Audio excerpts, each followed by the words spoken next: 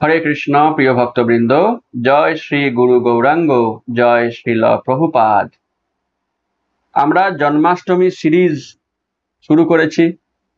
আমরা জন্মাষ্টমীর ব্যাপারে বেশ কয়েকটি ভিডিও দিচ্ছি যাতে কিনা আপনাদের এই তিথি পালন করতে সুবিধা হয়। আমরা আজকের বিশেষ ভিডিওতে ভগবানের পুষ্পাঞ্জলি মন্ত্র এবং ভগবানের জন্মাষ্টমী পালনের পরের দিনে যে পারণ মন্ত্র বলতে হবে সেটি, সংকল্প মন্ত্র কি বলবো সেটি আমরা আজকে দেখাবো। আর ভগবানকে কি কি ভোগ দেওয়া যায় আর আমরাই বা কখন কি খাবো সেটি আমরা আলোচনা করব। তা প্রথম হচ্ছে পুষ্পাঞ্জলি মন্ত্র। পুষ্পাঞ্জলি কখন দিতে পারি? আমরা সকালে মঙ্গলারতির পর দিতে পারি অথবা রাত্রে অভিষেকের পর দেওয়া যায়। কেমন করে দেব পুষ্পাঞ্জলি? প্রথমে মঙ্গলাচরণ করতে হবে। আপনারা নিশ্চয়ই মঙ্গলাচরণের মন্ত্র জানেন। ওম অজ্ঞানতিমিরান্ধস্য, এখান থেকে শুরু করে মঙ্গলাচরণ করতে হবে। তারপর প্রথমে গুরুদেব, তারপরে প্রভুপাদ এবং গুরু পরম্পরা, তারপরে চৈতন্য মহাপ্রভু পঞ্চতত্ত্ব, তারপর শ্রীমতী রাধারানী, তারপর ভগবান শ্রীকৃষ্ণ। এইভাবে আস্তে আস্তে ধাপে ধাপে আমরা পুষ্পাঞ্জলি দেব। আর তুলসী পাতা, তুলসী পাতা কালীকে দেব কেবলমাত্র অদ্বৈত আচার্য প্রভু, নিত্যানন্দ প্রভু, চৈতন্য মহাপ্রভু, নৃসিংহদেব, ভগবান শ্রীকৃষ্ণ, এদিকে দেব। কেমন? জগন্নাথ দেব থাকলে জগন্নাথ দেব এবং বলদেবকেও দেব। বাকি কাউকে তুলসী পাতা নিবেদন করা যাবে না। তো এইভাবে আমরা পুষ্পাঞ্জলিতে ধাপে ধাপে এগোবো। পুষ্পাঞ্জলি মন্ত্র কি? ভগবানের চরণে পুষ্প দিয়ে বলবো, এতানি পুষ্পানি ওম কৃষ্ণায় নমঃ।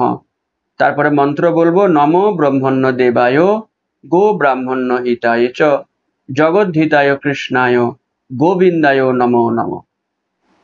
এরপর বলবো, এসো পুষ্পাঞ্জলি ওম কৃষ্ণায় সমর্পয়ামি। এই বলে পুষ্প নিবেদন করব। তুলসী পত্র তার আগেই দেব।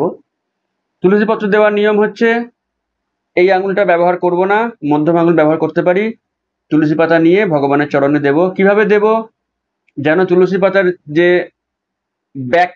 ব্যাক পৃষ্ঠ, পিছনের পৃষ্ঠ, যেন সেটা ভগবানের চরণকে টাচ করে থাকে, আর যেন তুলসী পাতার বোঁটাটা উপরের দিকে থাকে। এইভাবে ভগবানের চরণে দেব।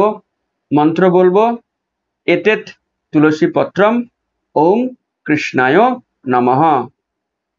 এই মন্ত্র বলবো। পুষ্প বলতে আমরা পদ্ম ফুল অবশ্যই দেব। ভগবানের প্রিয় হচ্ছে পদ্ম ফুল, গোলাপ ফুল বা অন্য যে কোনো সাদা সুগন্ধি পুষ্প, জুঁই, বেল, সবকিছুই ভগবানের খুব প্রিয়। এইভাবে তাকে পুষ্প নিবেদন করব। এরপর সংকল্প মন্ত্র। ভগবানকে পুষ্পাঞ্জলি দেওয়ার পর আমরা সংকল্প করব এই মন্ত্র বলে, ওং বিষ্ণু ওং তৎসৎ অদ্য ভাদ্র মাসে কৃষ্ণে পক্ষে অষ্টমা তিথৌ ড্যাশ গোত্র ড্যাশ দেব সম শ্রীকৃষ্ণ প্রীতিকাম শ্রীকৃষ্ণস্য জন্ম মহোৎসবে মহাপূজা পূর্বক মহা অভিষেকং অহং করিষ্যে। দুখানা ড্যাশ বললাম, প্রথমটায় নিজের গোত্র, পরেরটায় নিজের নাম বলতে হবে। এইভাবে সংকল্প করে ভগবানের চরণে পুষ্পাঞ্জলি আরেকবার নিবেদন করতে পারি। এরপর আসছি পারণ মন্ত্র।